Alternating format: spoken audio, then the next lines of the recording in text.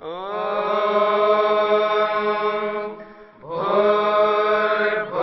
स्वः तत्सवितुर्वरेण्यं भर्गो देवस्य धीमहि धियो यो नः प्रचोदयात्।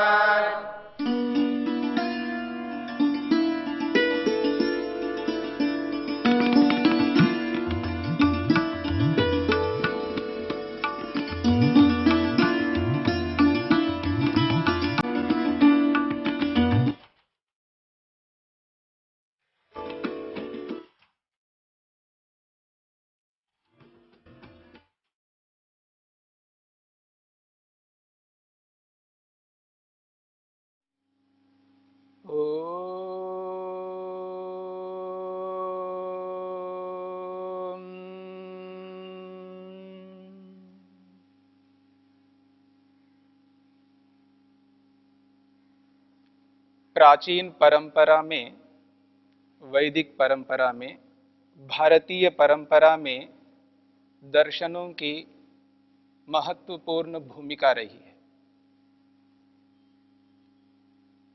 दर्शन वेद को समझने के लिए, वेद के स्वरूप को एहसास कराने के लिए, दर्शन वेदों को वेदों के रूप में समझाने के लिए बहुत ही अधिक उत्तम रीति से हमारे सामने प्रस्तुत है। दर्शन विद्या क्या है? दर्शन क्या होता है? दर्शनों के स्वरूप को समझने से दर्शन मनुष्य को दर्शन कराते हैं। संस्कृत में दर्शन के संदर्भ में किसी दार्शनिक ने कहा है, दृश्यन्ते ज्ञायन्ते अनुभूयन्ते आत्म परमात्मनो बुद्धीन्द्रियादयोतीन्द्रियाः सूक्ष्म विषया येन तद्दर्शनम। अर्थात जिससे, जिसके माध्यम से आत्मा, परमात्मा, महतत्व, अहंकार, मन, ज्ञानेन्द्रियों, कर्मेंद्रियों आदि का यथार्थ रूप में दर्शन होता है, साक्षात्कार होता है, प्रत्यक्ष होता है, उनको दर्शन कहा है।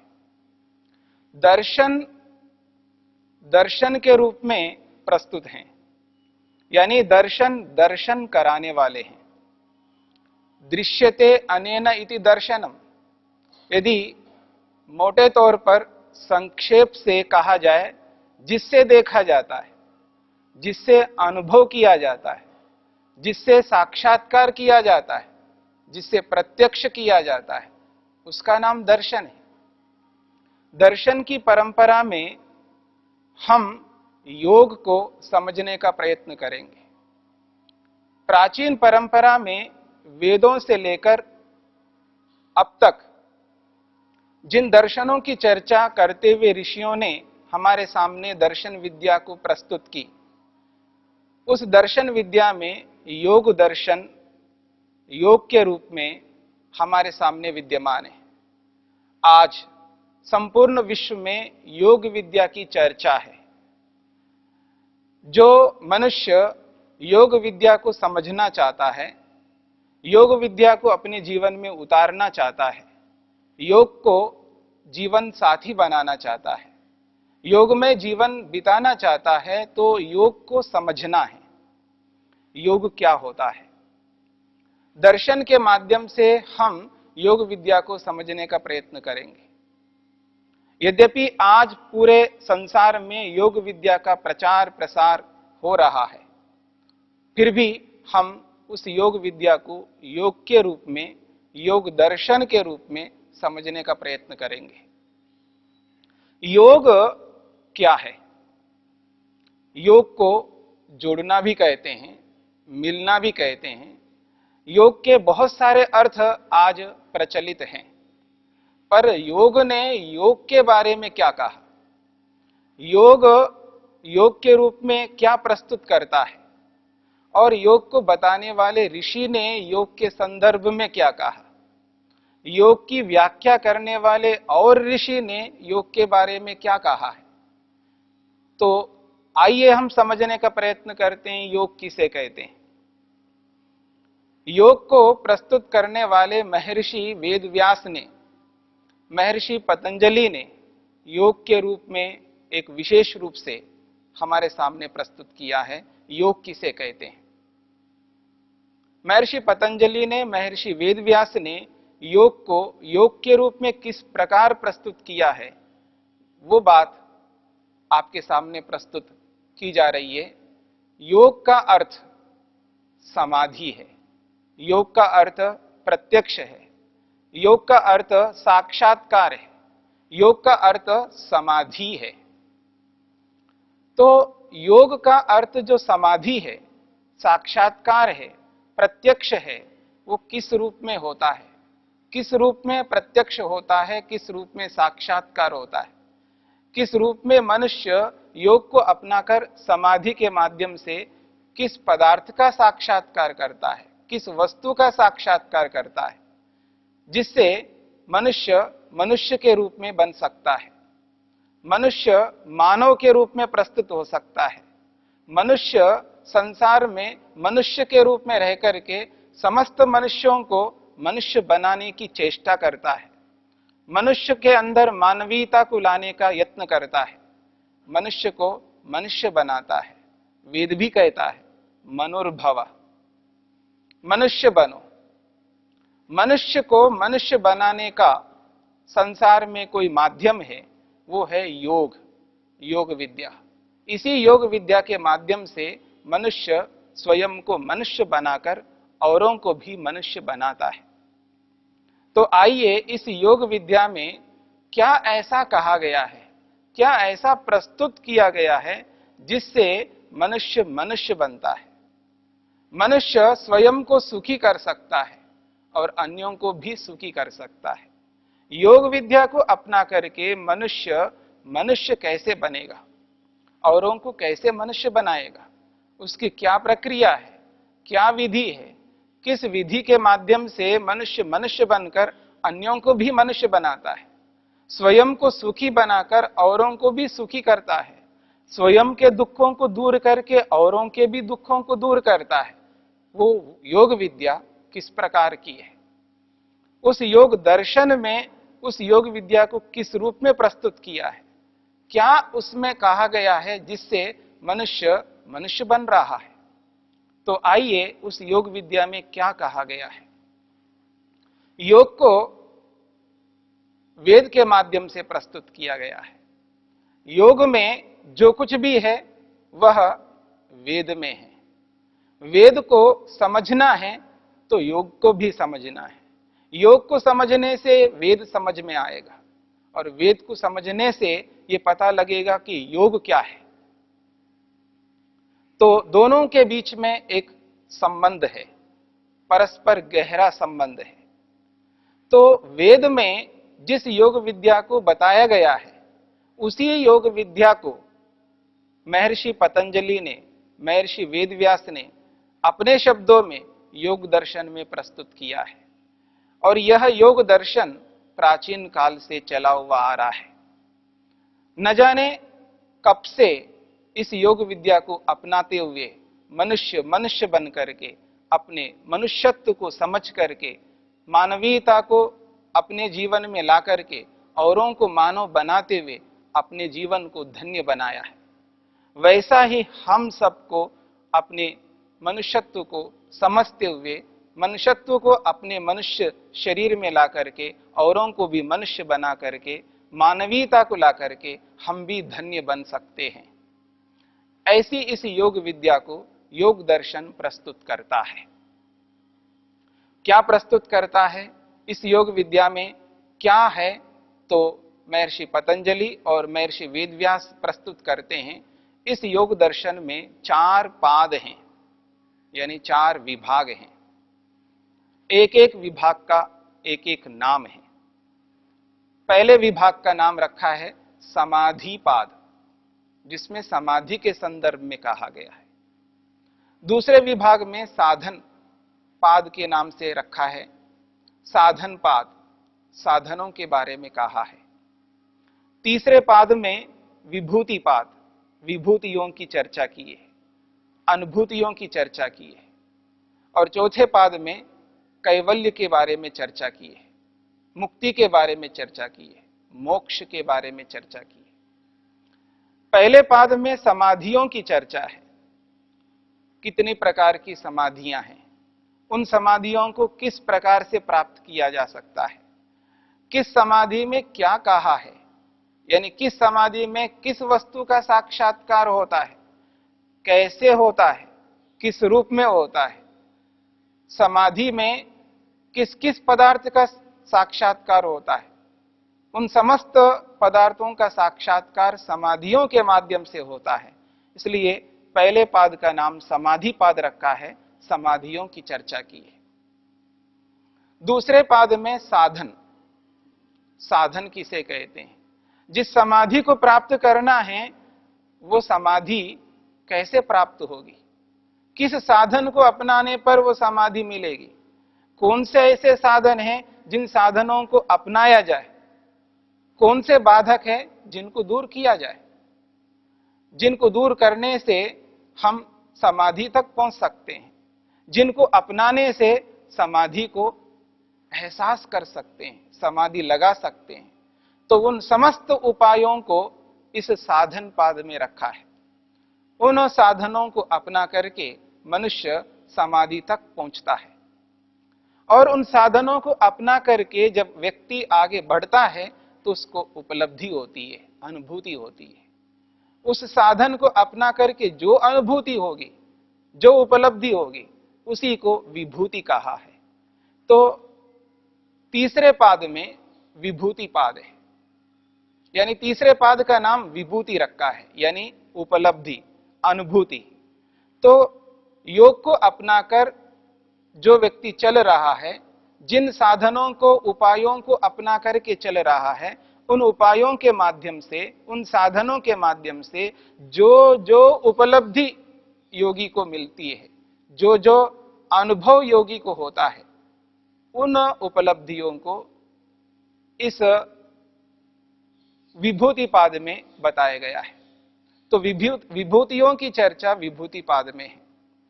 उन विभूतियों को, उन उपलब्धियों को अपना करके जब व्यक्ति आगे बढ़ता है, जो उसका लक्ष्य है, जो उसका उद्देश्य है, मोक्ष, मुक्ति, वो मुक्ति क्या होती है, वो मोक्ष क्या होता है, उस मोक्ष के संदर्भ में उस अंतिम पाद कैवल्य पाद में कहा गया है।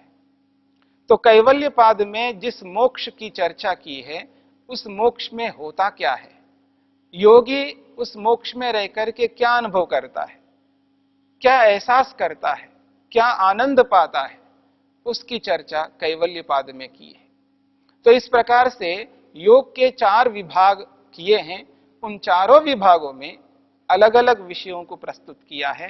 पहले विभाग में समाधि, दूसरे विभाग में साधन, तीसरे विभाग में विभूति और चौथे विभाग में कैवल्य, मोक्ष। इस प्रकार से 4 विभाग बनाए और इन चारों विभागों में सूत्र हैं। यानी महर्षि पतंजलि ने इस योग दर्शन में जो कुछ भी कहा है वो सूत्रों के रूप में कहा है, अति संक्षेप से कहा है।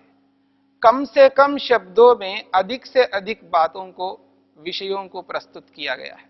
सूत्र में बहुत विषय है पर वो सूत्र रूप में है, यानी यूं कहिए बहुत सारी बातें हैं लेकिन वो सूत्र रूप में है, संक्षेप रूप में है।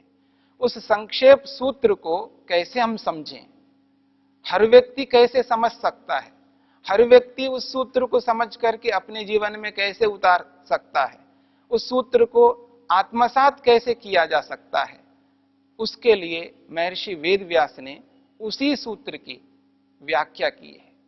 योग दर्शन में जितने भी सूत्र आए हैं उन समस्त सूत्रों की व्याख्या महर्षि वेदव्यास ने की है और उस व्याख्या को व्यास भाष्य के नाम से कहा जाता है। तो व्यास भाष्य में योग सूत्रों की व्याख्या है। एक एक सूत्र को लेकर के वेद व्यास ने व्याख्या की है, उस व्याख्या के माध्यम से उस सूत्र को समझ सकते हैं, उस सूत्र की आत्मा को एहसास कर सकते हैं, उस सूत्र में मनुष्य के लिए जो कुछ भी कहा गया है उसको एहसास कर सकते हैं उस व्याख्या से। उस व्याख्या के माध्यम से मनुष्य योग सूत्रों को समझ करके अपने जीवन में कैसे उतार सकता है, उसकी विधि इस योग दर्शन के माध्यम से, वेद व्यास के द्वारा बनाए गए उस व्यास भाष्य के माध्यम से हमको एहसास होगा, हमको अनुभूति होगी।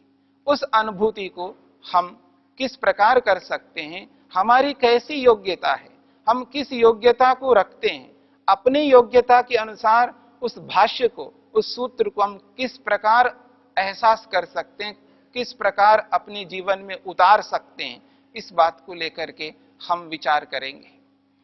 इस योग दर्शन में जो सूत्र है, महर्षि पतंजलि ने जिन सूत्रों को बनाया है वो सूत्र किस रूप में है।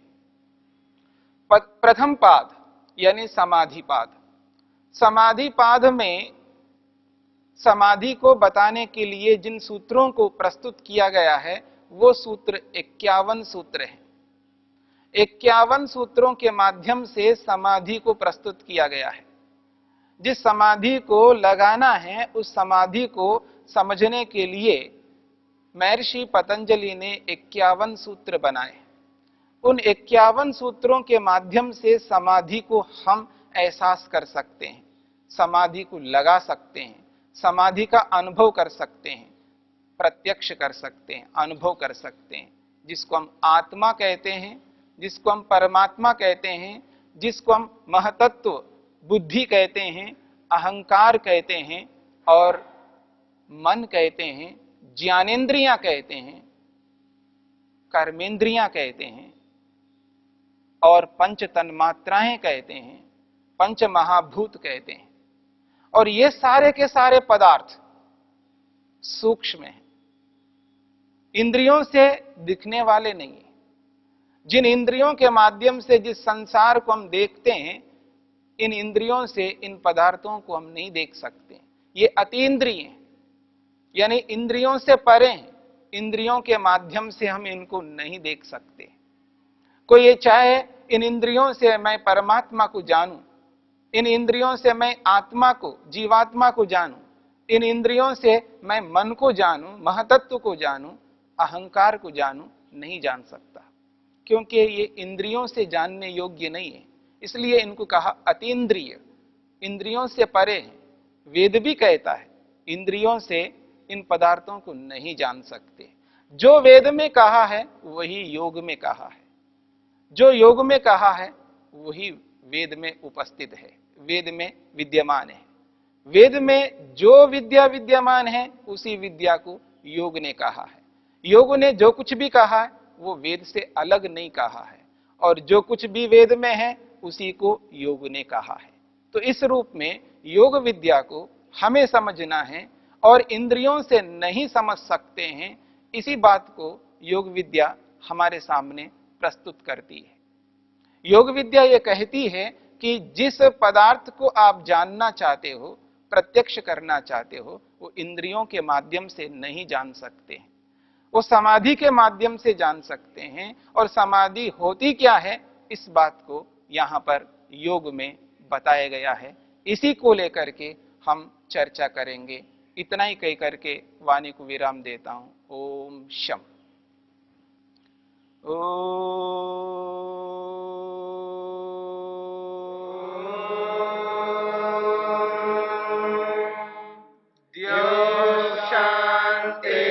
शांतिरंतरिक्षं शांति पृथिवी शांतिरापः शांतिरोषधयः शांतिः वनस्पतयः शांतिर्विश्वे देवा शांतिर्ब्रह्म शांति सर्वं शांति शांतिरेव शांति क्षमा शांतिरेधि। ओम शांति शांति शांति।